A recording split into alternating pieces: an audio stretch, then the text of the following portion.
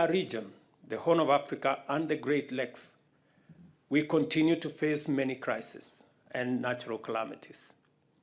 Kenya, in collaboration with other member states, regional organizations, and the UN, provides political leadership towards resolving some of these very complex challenges. Specifically, Kenya has taken a leading role in championing peace in Eastern DRC through the EAC-led Nairobi process. We are keen to work with all international partners to restore peace and security in the Sudan. Somalia provides an opportunity to act in concert to consolidate gains made since the deployment of AMISOM in 2007. Kenya is proud of the United Nations offices in Nairobi and has invested heavily in the UN complex and Gigiri area's infrastructure. I call upon the leadership of the UN to strengthen the United Nations office in Nairobi to effectively extend its services to the Global South. We already demonstrate this goodwill in the ongoing renovation of the UNON Blocks A to J, and we hope that upon completion, the state-of-the-art complex will be an iconic model at the status of other UN headquarters in the Global North, improving the delivery of its programs. I invite all of you to take advantage of the various hubs in Kenya to enhance efficiency and effectiveness in achieving your mandate. Mr. Secretary General, I have told you earlier that whenever you speak our language, and you are our voice on the two most important items that the Global South faces. Number one is the subject of climate change. We believe that it is time for us as humanity to appreciate the existential threat that climate change poses, not to any particular country, any particular region, but to humanity in its entirety. And the urgent need to reconfigure what can be done, what everybody can do to deal with this challenge. We have taken the position as people from the Global South that it is not enough for us to say we didn't contribute much. It is not enough for us to say we are victims. We must proactively begin to offer what we consider our contribution in solving this problem. However, it was that while we offer these resources, others should come with finances and technology so that we meet halfway and we get a win-win outcome. I think that is the proposition that we will be consolidating as leaders from the Global South and in our continent of Africa as we come to the UN General Assembly and as we go to the COP28. Africa was a double victim of colonialism.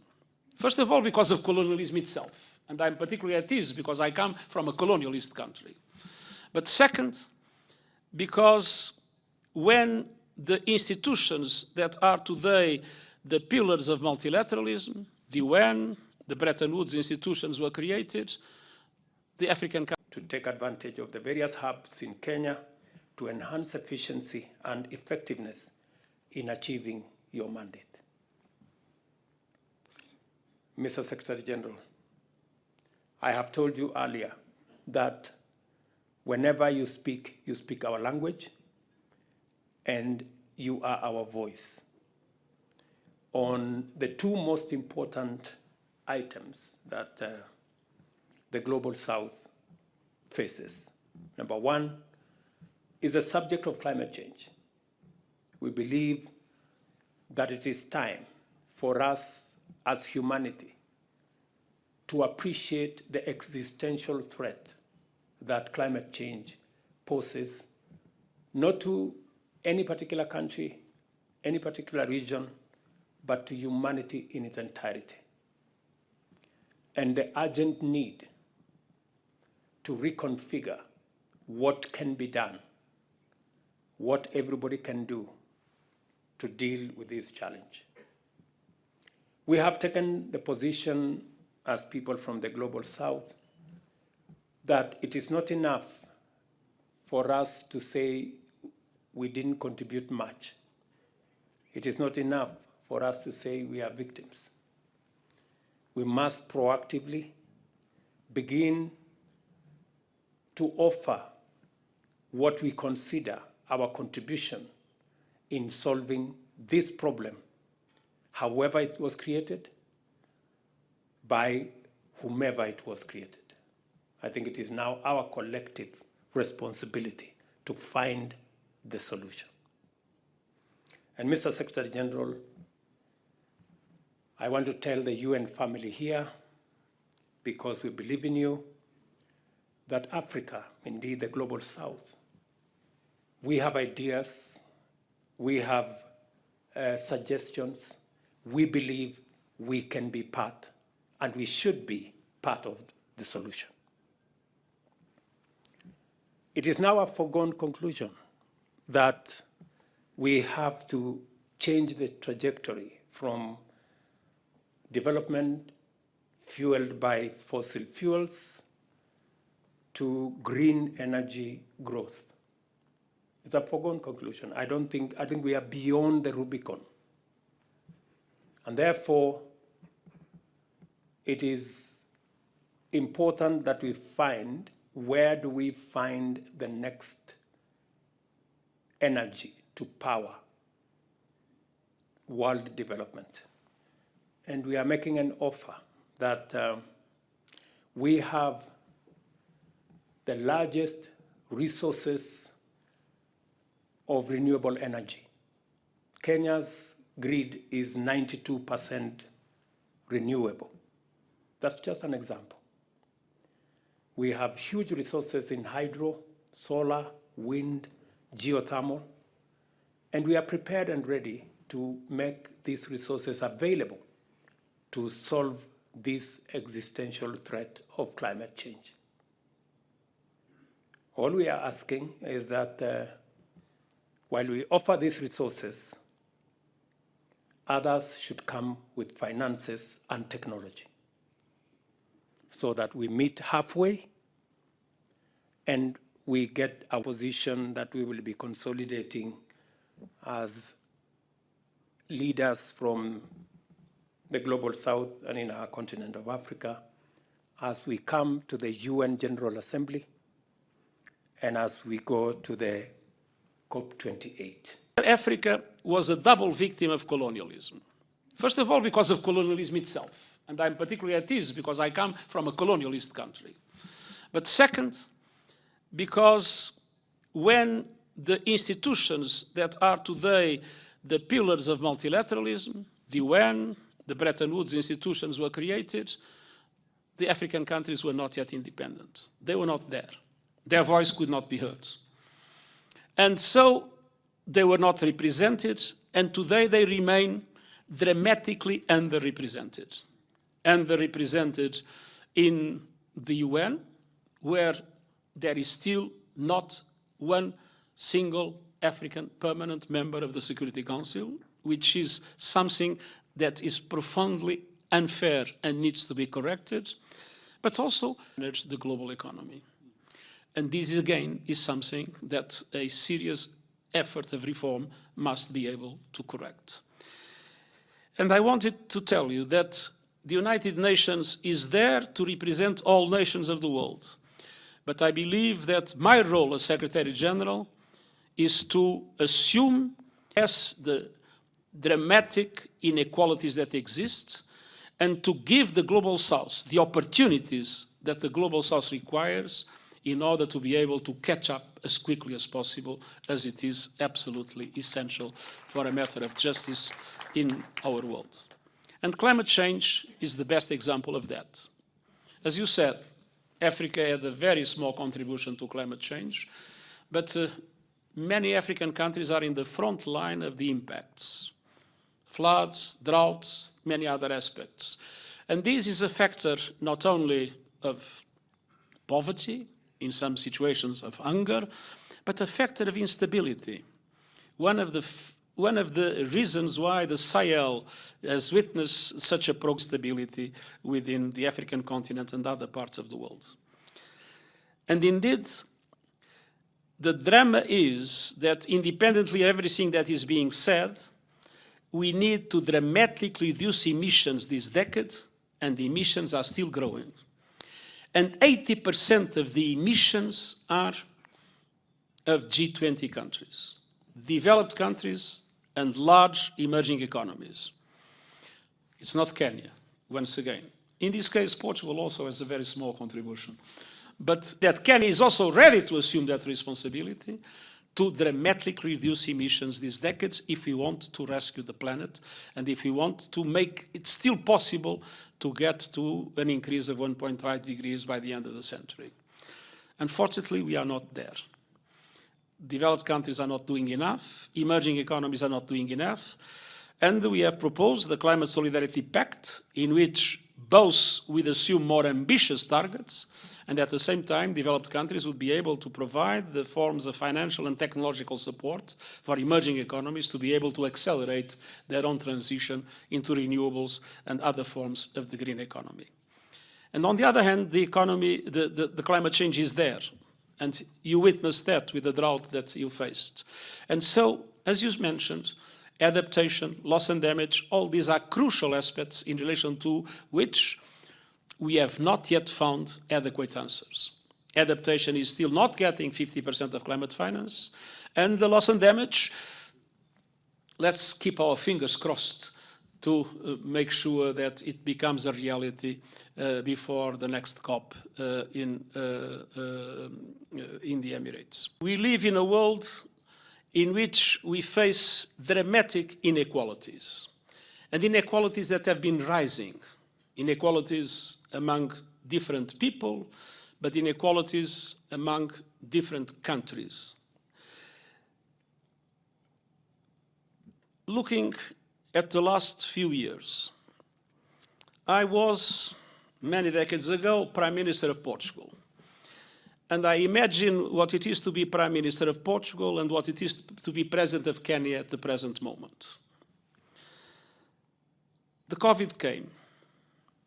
Portugal had a very easy access to vaccines and managed to fully vaccinate its population in a record time.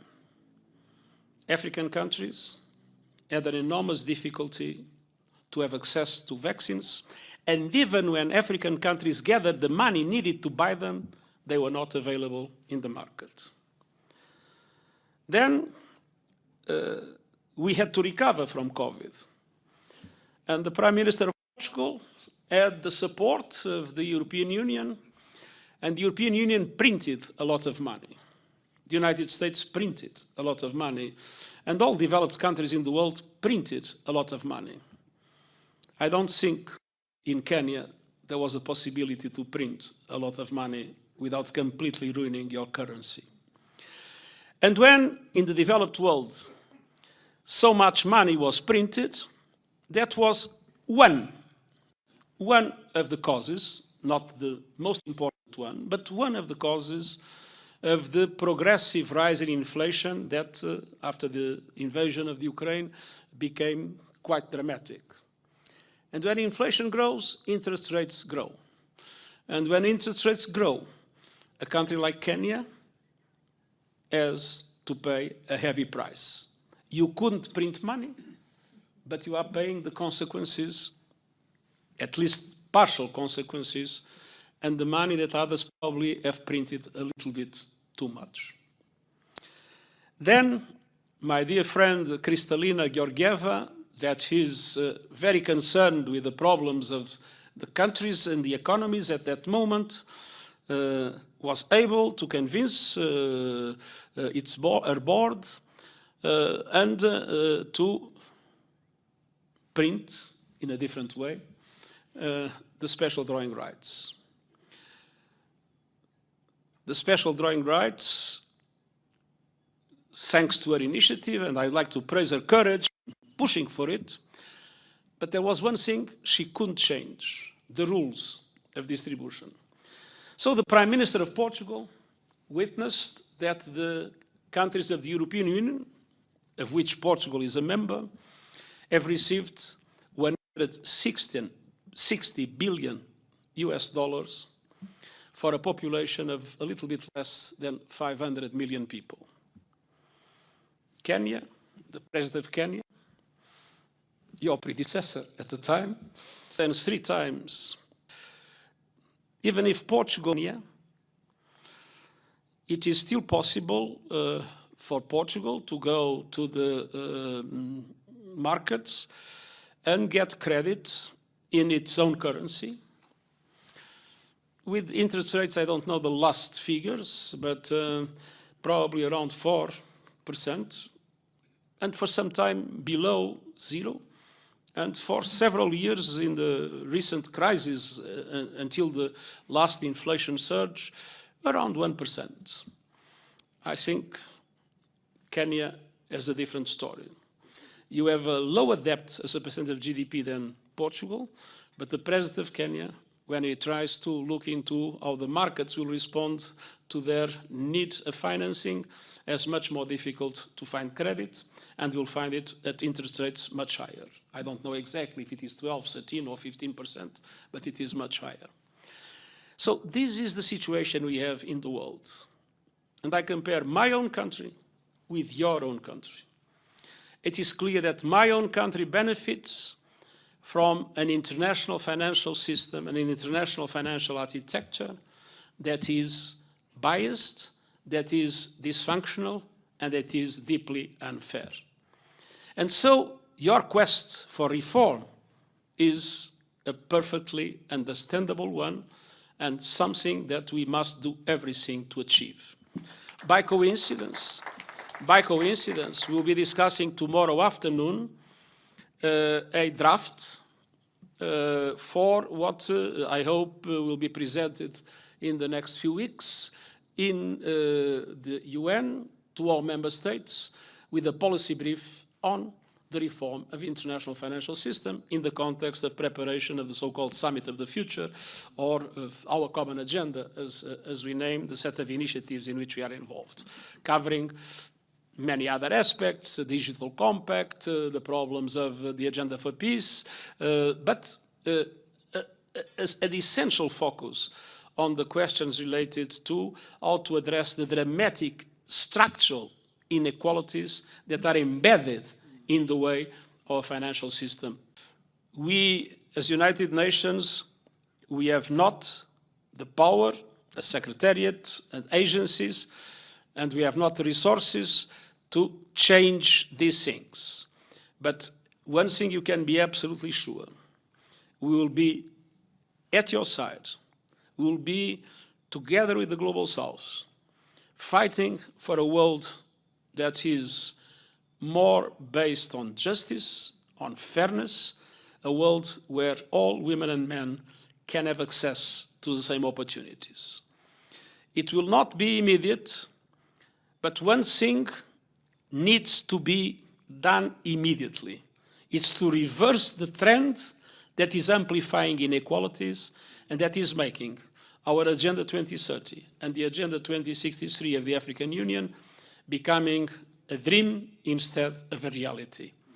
We still are on time to courage, and that needs those that today have the power to understand that it is better to share their power and the resources than to face a world that will be condemned to climate havoc and to more instability, more conflict, more wars, which means that nobody will benefit from it. You can count on our solidarity because it's the right thing to do, and because we are all citizens of the world and sons and daughters of the same God. Thank you very much. We have many host countries, and I'm grateful to all of them. But I have no doubt in saying that you are the best host country for UN activities in the world. Gratitude, but also admiration. I am deeply moved by what has been the extraordinary leadership of Kenya and your personal extraordinary leadership in the difficult moments the region has known in the last years, and particularly in the last months and weeks, with a permanent initiative and a permanent commitment to lead the African solution for the African problems that surround you. Ethiopia has known a devastating civil war. Kenya had an absolutely central role in creating the conditions for a peace process that we all believe will lead to a positive solution for all the Ethiopian problems. When one sees today the tragedy of Sudan, it is clear your personal leadership, together with the countries of IGAD, together with the African Union, and we are fully ready to support it, in trying to make sense of this horrible situation in which two leaders are fighting each other and destroying their own country. And again, Kenya is in the front line of addressing the problem and doing everything to solve it. In the DRC, and in the DRC we have MONUSCO, and we know how difficult it is to operate in the DRC. And we are extremely grateful for what has been the Kenyan initiative, the Nairobi process, and the courage of Kenya sending Kenyan military in a very, very, I would say, dangerous situation, not waiting for financial support, not waiting for equipment or for whatever. You have sent a group of troops that has performed, together with your political initiative, almost a miracle. We have seen the M23 at the doors of Goma, and we know Goma is safe, and the M23 is slowly retreating. Things have calmed down. The problem is not solved. But we know that Kenya is in the front line to address it and to help to solve it, because the Democratic Republic of Congo people need and deserve peace more than anyone else in the world. I visited Somalia many times, and I know the very important role that Kenya has always played in relation to the stabilization of Somalia and in relation to the fight against terrorism in this part of the world. And I could go on and on with South Sudan, with your active diplomacy with Eritrea, probably one of the most complex diplomatic efforts ever made by an African head of state. Indeed, I have to say that what Kenya is doing and what you are doing is a remarkable example of how we are able in the world to solve problems, to bring peace, and to address the dramatic conflicts that we all face and are having such negative consequences in relation to the stability and the economy of the whole world. We, as United Nations, we have not the power, a secretariat and agencies, and we have not the resources to change these things. But one thing you can be absolutely sure, we will be at your side. We will be together with the Global South, fighting for a world that is more based on justice, on fairness, a world where